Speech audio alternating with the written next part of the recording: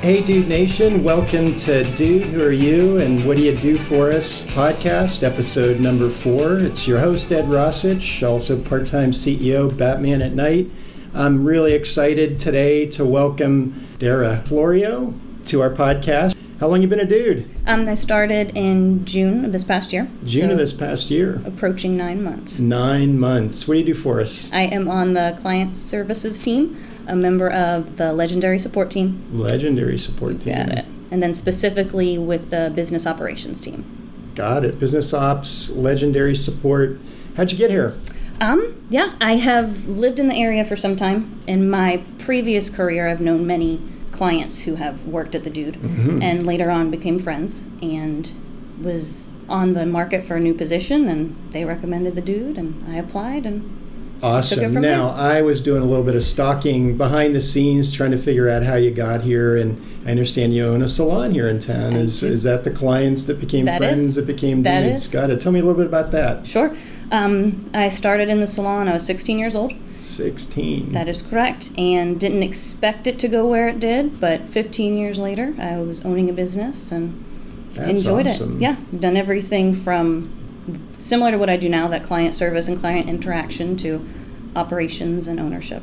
Got it. What made you decide to ditch the scissors, I'm guessing? Yeah. So I never was behind the chair. So mine was more of our industry is taking a very big change. We noticed it on the West Coast first, kind of moved over. That ownership role and leadership needing an everyday owner is not as relevant as it was years ago.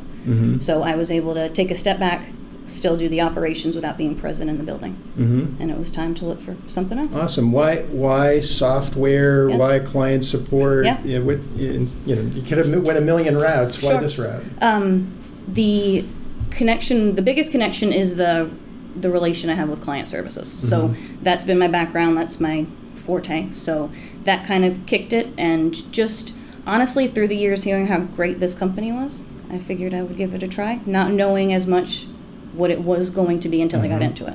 It strikes me that the learning curve for you from where you were to here had to be huge. How'd you navigate that? Sure. I would say the biggest challenge, I'm a hands-on learner. So the biggest challenge for me was sitting there. We do a lot of video watching. So that was difficult, I'll be very honest. But once it got to the point where we're interacting with the clients, that's when I felt myself relax and realize, oh, I do know what I'm doing. So it was more getting out there, working with them, knowing what their needs are, and then our team's amazing. So you're never on your own, and that makes all the difference. Got it. How long did it take for you from the time you walked in the door until we threw you in the deep end of the pool on the phone and trying to help folks out? How long did it take me to get comfortable, or what? Yeah, well, maybe both. Comfortable, and then maybe we threw you in a little bit early. I don't know. We had, I want to say it was about 6 weeks, may have even been 4, before we were on the phone. So we conquer that first product, put you on the phone somewhere between 4 and 6 weeks, and then from there you learn your next product and you just keep growing your knowledge base. But it was, I don't know, probably 2 to 3 months in when I really felt like I knew what I was doing. Got it. I'm answering their questions and... Got it. Well, I've been here almost 5 months and I don't know what I'm doing, so you're ahead of me as far as knowing what you're doing. Put people in your shoes for a week. What's a week in your shoes like? So start off in the morning. We've got to be ready on the phones at 8 o'clock. You come in, you mark yourself ready so the calls can start coming through. Open up our chats so that the chats can flow through. Check the sales. So you're doing chats and phone at the same time, sometimes at the same time even? Yep, Wow. so we can get up to 2 chats at a time and 1 phone call. So that would max us out and no more flow can come through. Got it. So between the 2 chats, the phone, Facebook, and a few other things, you're pretty busy during the day. Pretty busy. Busy during the day. That'll get you. Those double chats and a phone call, we're working at that point, for sure. Now, how many cases a day does that sort of work out? Sure. Or maybe, I don't know if that's the right way to think about it, but on average, we do between 15 and 30 cases a day. 15 and 30? Yeah, it just depends on the flow. Sometimes it can be more than that if we're the back to school time can get pretty crazy. Right. Yeah, so sometimes less. It just depends. And like the average call comes in, like, are you able to solve them like right away, or do you have to sometimes do some research or flip them to somebody else? Sure. All of the above. My team, the business operations, our products tend to be a bit more in-depth, so they'll take a little bit more time. Now, if it's as simple, we're helping someone reset a password, we're off the phone in less than 5 minutes. If it's we're digging into bills and helping people because they're going to be audited or something like that, you can work on that case for days. So it just depends. Got it. How do you get yourself up every day? Because I'm thinking to myself, no one's ever calling you because just to say, hey, things are great here, just thought you ought to know. I mean, there's always coming at you with problems, right? How do you get yourself motivated every day to do that? I enjoy it, honestly. There are problems, yes, but a lot of the clients that we're facing are kind. So you're familiar with that. If you're just dealing with someone, no matter what the problem is. And every now and again it's difficult, but for the most part, I enjoy it. You give us a problem, we figure it out. Very awesome. A lot of people encounter funny things during work. What's the funniest thing or craziest thing or whatever thing you want to share with folks that made you laugh? My team's a bag of nuts, so we have a great time together. I would say numerous things. I can't think of one specific, but someone's always doing something silly, and maybe we're messaging to help one another and someone sends some funky... Did you ever crack up on the phone with a customer on? I've giggled. I have giggled, absolutely. On more than one occasion, yes. Great. What, when you think about how the rest of Dude Nation can help you get your job done better, are there any things that, like, boy, if you could wave a wand in any area of the company, what might that be to help you be more effective in helping customers? Because we are interfacing with them so much, the biggest thing for us that would be beneficial would be just to make sure they know what the products that they've acquired can actually do.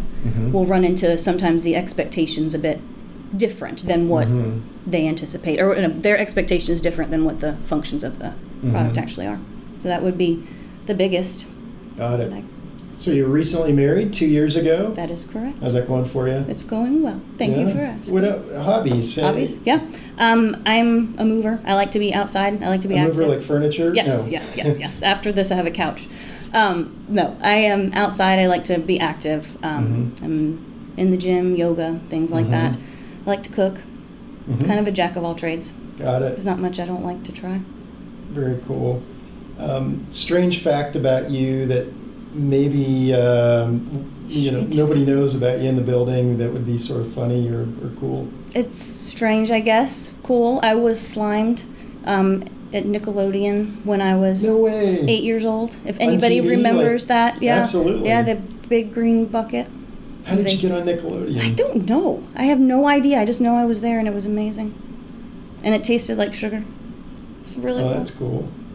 Awesome. Well, we do these things, we typically talk 10, 12 minutes or so, and then we flip the tables, and I see you've got a paper prepared with questions for me. I'm suddenly very worried.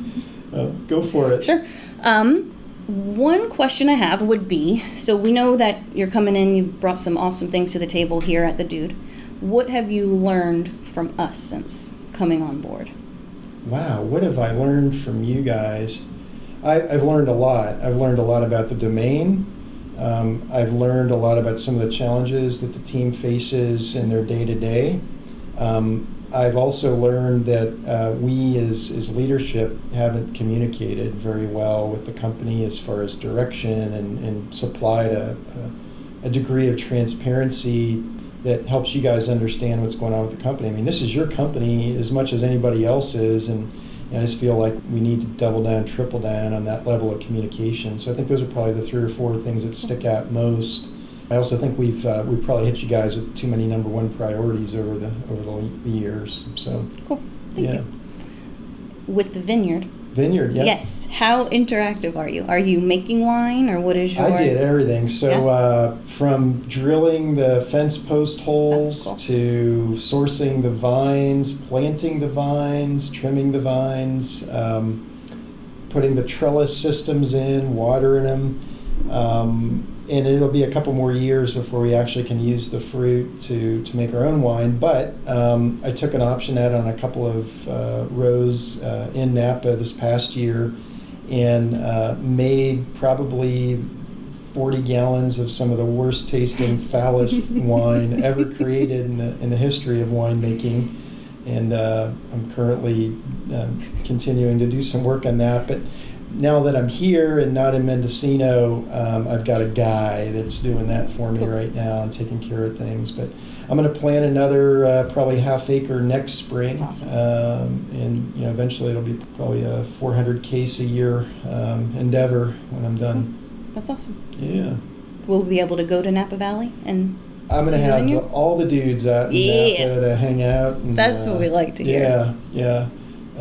Be prepared to do some work, postal dutying, all that. You gotta earn it, I like to do work. There you go. It's outside. Perfect. Yeah. Sold. Awesome. What else for me? What else for you? What do you see as success? Obviously, we see you, CEO, very successful. Do you feel like this is the peak for you career-wise? Is this? This will probably be my last bus stop, actually. I came here. I'll be here as long as it takes to get us to where we're going, wherever that might be, and then hang out and back in my vineyard and do more work like that. But yeah, no, this to me will be my final painting, if you will, of my career. Wonderful. So I hope it's not. I hope it's more Picasso Not than paint by number, but so far so good. So far so good. Yeah. Thank you very much. Awesome. Well, it's been a joy to have you here. We really appreciate what you and your team do. And thanks for listening in, Dude Nation, to the Dude Who Are You and What Do You Do podcast. Signing out.